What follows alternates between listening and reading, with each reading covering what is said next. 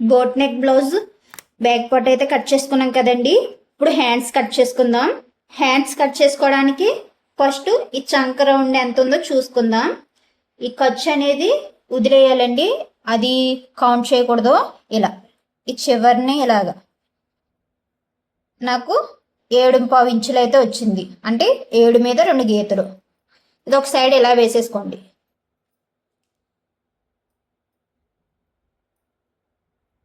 ఇప్పుడు ఇలా ఒక ఫోల్డింగ్ మీద ఉంది కదా, దీన్ని ఇంకో ఫోల్డ్ అయితే ఇలా చేయండి.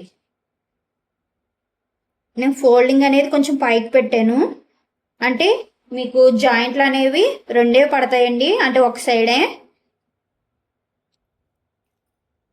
ఇప్పుడు ఇటు సైడ్ ఖర్చులు సమానంగా ఉన్నాయో లేవో చూసుకుని ఒక మార్కింగ్ అయితే ఇలా వేసుకుని ఇది కట్ చేసేసుకోండి.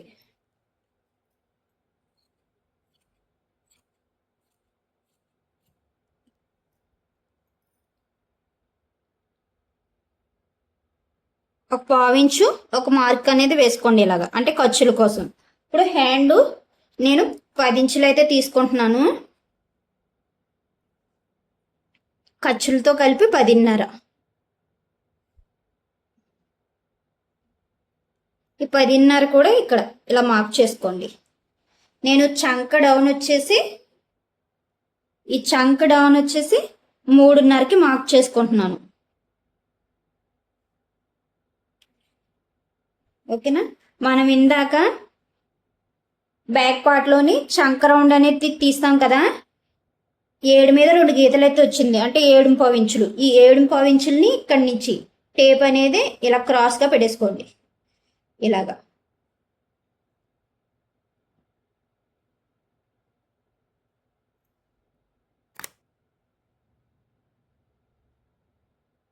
ఇలా క్రాస్గా పెట్టేసుకోండి.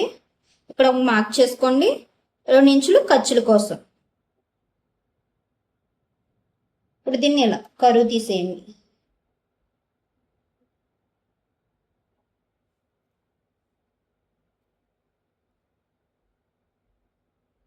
ఓకేనా? ఇప్పుడు హ్యాండ్ లూజు 5 ఇంచులకి అయితే మార్క్ చేస్తున్నాను, 2 ఇంచులు ఖర్చుల కోసం. ఇప్పుడు ఈ 2 మార్కింగ్స్ కలిపేసుకుందాం.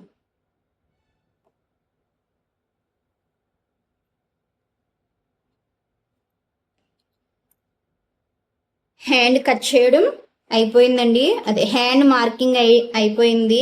సారీ అండి. ఇప్పుడు ఇది హ్యాండ్ ఎలా అయితే మార్క్ చేసుకున్నామో అలా కట్ చేసుకుందాం. ఒకవేళ ఈ హ్యాండ్ మార్కింగ్లో మీకు ఏదైనా డౌట్స్ ఉంటే కనుక నాకు కామెంట్ సెక్షన్లో అడగండి, మీకు నెక్స్ట్ వీడియోలో చెప్తాను. ఇప్పుడు ఈ హ్యాండ్ ఎలా మార్క్ చేసుకున్నామో అలా కట్ చేసుకుందాం.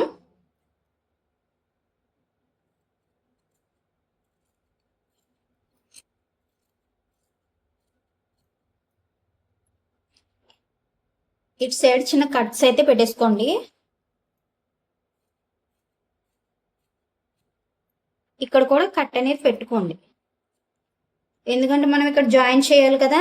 ఇవి ఇలా సమానంగా పెట్టుకుని మనం మొక్కలు అనేవి జాయింట్ చేసుకున్నాక సమానంగా పెట్టుకుని కట్ చేసేసుకోవచ్చు. నాకు ఈ 2 సైడ్లే జాయింట్ పడుతుందండి. ఓకేనా? మనకి హ్యాండ్ కటింగ్ అయితే అయింది. ఇప్పుడు ఫ్రంట్ పార్ట్ కట్ చేసుకుందాం.